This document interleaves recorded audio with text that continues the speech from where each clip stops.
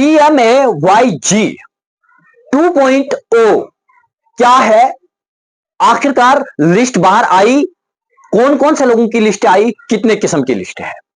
जरा वीडियो को शेयर कीजिए, तफसीलन आप तक खबर पहुंचाने की कोशिश करूंगा। PMAYG 2.0 इस वक्त पूरे हिंदुस्तान भर में जो है विषय का केंद्र बन चुका है। हर घर में इस की बात लगी होती है, हर एक फोन पर पूछता है कि क्या आपको PMAYG 2.0 के तहत आपका नाम लिस्ट में आया है या नहीं आया है। आखिरकार कितनी लिस्टें डिपार्टमेंट की तरफ से बनाई गई है, किन किन कैटेगरीज में डिवाइड किया गया है, वो इस वीडियो में बात करेंगे। फिलहाल सबसे पहले तो इसमें 3 लिस्टें बनाई गई है। पहली लिस्ट वो जिस लिस्ट में तमाम तर लोगों ने अपना फॉर्म सबमिट किया, अप्लाई किया कि मैं जो हूं, मुझे PMAY का हाउस चाहिए, मेरे पास घर नहीं है, मुझे एक घर दिया जाए।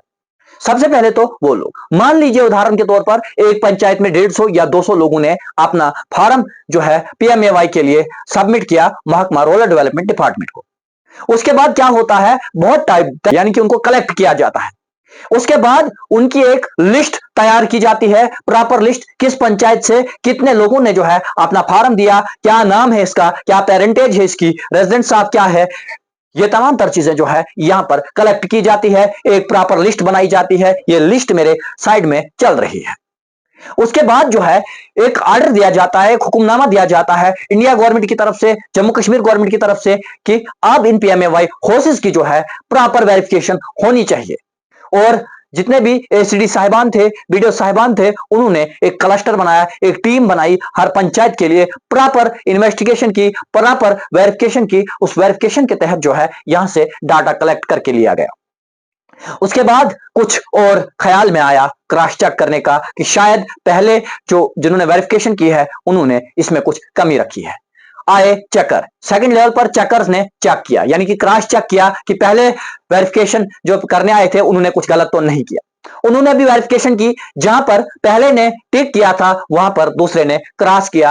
अब ये तनाजा बन गया यहां पर, क्योंकि डाटा दोनों का मैच होने नहीं लगा, जिसके कारण जो है यहां पर तनाजा बन गया। मान लीजिए अगर आपके पास 100%, आपके पास 28,000 PMAY केसेस थे, उनमें से जो है 13,000 ही टोटल जो है यहां पर पास हुए, यानी कि 50% से भी कम, 45% टोटल पास हुए। यह मैं उदाहरण आपको दे रहा हूं। अब क्या हुआ, यहां पर एक लिस्ट उन लोगों की पास की गई, इसमें भी जो क्रॉस चेक करने आए थे, इसमें भी कुछ नाम मैच हो गए जो बहुत जेन्युइन थे। मान लीजिए किसी का नाम पे पहले चेकर ने भी जो है टिक किया, दूसरे ने भी टिक किया, वो यहां पर पास हो गए। अब दुविधा ये बन गई, जो नाम यहां पर भी रिजेक्ट हुए वो दूसरी लिस्ट में आ गए। अब सवाल यहां पर यह है कि पहली लिस्ट में जो लोग आए हैं, दूसरी लिस्ट में जो लोग आए हैं, वो पहली लिस्ट से चेक करके पास होकर दूसरी में आए हैं, वो 50% से भी पूरे जम्मू कश्मीर में कम है, या पूरे ऑल ओवर इंडिया में करूं मैं बात तो 50% से भी कम है।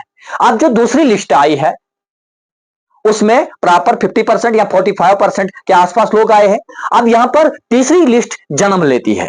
तीसरी लिस्ट कौन सी लिस्ट है, जो यहां पर जो है रिजेक्ट हुए।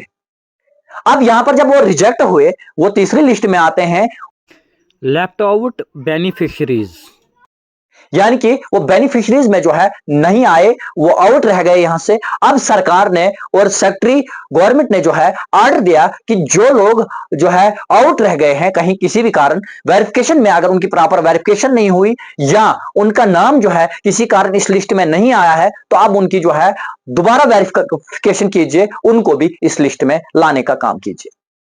अब हमने बहुत सारे ऑफिशियल से बात की, ऑफिशियल ने कहा कि कोई भी जेन्युइन जो है बाहर नहीं रहेगा लिस्ट से, तमाम तर जेन्युइन लोगों को लिस्ट के अंदर लाया जाएगा। अब सवाल यह है, यहां पर जो दूसरे नंबर की लिस्ट बनी है, इसमें बहुत सारी खामियां अभी भी है। खामी पहले नंबर पर तो यह है कि यहां पर जो लिस्ट तैयार की गई है, इसमें भी कहीं ऐसे लोग हैं जिनके पास पहले ही मकान बना हुआ है, उनको जो है इस लिस्ट में लाया गया है, एलिजिबल रखा गया है। उनके मकान के ऊपर टीन भी लगा है, घर में प्लास्टर भी किया हुआ है और 2-2 3-3 छत बने हुए हैं। अब सवाल, जो एलिजिबल लोग हैं जिनको इस क्राइटेरिया में नहीं लाया गया है, उनका कहना है कि जिस वक्त वेरिफिकेशन हो रही थी उस वक्त इन लोगों से इल्जाम यह है कि जिस वक्त वेरिफिकेशन हो रही थी उस वक्त कई सारे लोगों से पैसा लिया गया है और उस पैसे के दम पर जो है इन लोगों के पीएमएवाई पास कर दिए गए। अब मेरे पास कोई सबूत तो नहीं है, लोग कह रहे हैं। बहरहाल ये बात भी कहीं कुछ ही दिनों में जो है बाहर आ जाएगी। फिलहाल सरकार से निवेदन है कि प्रॉपर वेरिफिकेशन की जाए, क्योंकि जिस वक्त वेरिफिकेशन हुई, पहले नंबर पर जो वेरिफिकेशन करने के लिए आए उनको भी जो है कुछ लोगों ने अपना गलत बैठने का जो ठिकाना है वो दिखाया गया। दूसरे नंबर पर जब आए उनको भी गलत दिखाया गया और फोटो जो यहां से लिया गया वो एआई ने कैप्चर किया। अब सवाल यहां पर एआई का है, एआई ने जब उस फोटो को कच्चे होश को जो कैप्चर किया तो उन लोगों को जो है यहां पर एलिजिबल दिखाया गया। अब सवाल दूसरे है, उसके अलावा कौन से लोग एलिजिबल है और उनको इस लिस्ट में नहीं लाया गया है।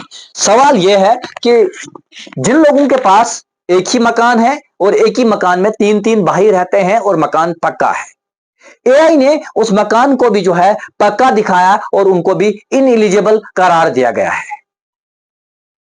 तो जब हमने बात की जिला तरक्याती कमिश्नर की बात हम करें या उसके अलावा जो है पंचायत राज एक्ट के अंदर जो सेक्रेटरी साहब आते हैं उनसे हमने बात की, या उनके अलावा जो है बहुत सारे लोगों से बात की, तो उन्होंने कहा कि इन लोगों को हम जुमरे के अंदर लाएंगे जो भी एलिजिबल है। अब बात कुल मिलाकर यह है कि जिन भी लोगों को पीएमएवाई चाहिए, जो भी लोग पीएमएवाई के हकदार है, उन्हीं लोगों को जो है पीएमएवाई जो है दे दीजिए। उसके अलावा जो लोग, जिन लोगों के पास अपना घर बना हुआ है, पक्का घर है, अब वो ये चाहते हैं कि हमें दोबारा से मिले, हम जो है उस पैसे को अपने अकाउंट में रखेंगे, तो उनसे मेरी निवेदन है, हाथ जोड़कर गुजारिश है कि उन लोगों को घर दे दीजिए इस बार, जिन लोगों के पास रहने के लिए घर नहीं।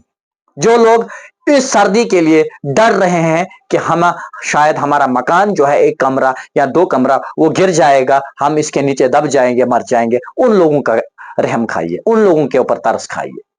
फिलहाल आप कहां से देख रहे हैं, कि आपका नाम लिस्ट में आया है या नहीं आया है, आप कमेंट बॉक्स में जरूर बताइएगा। मुझे दीजिए इजाजत।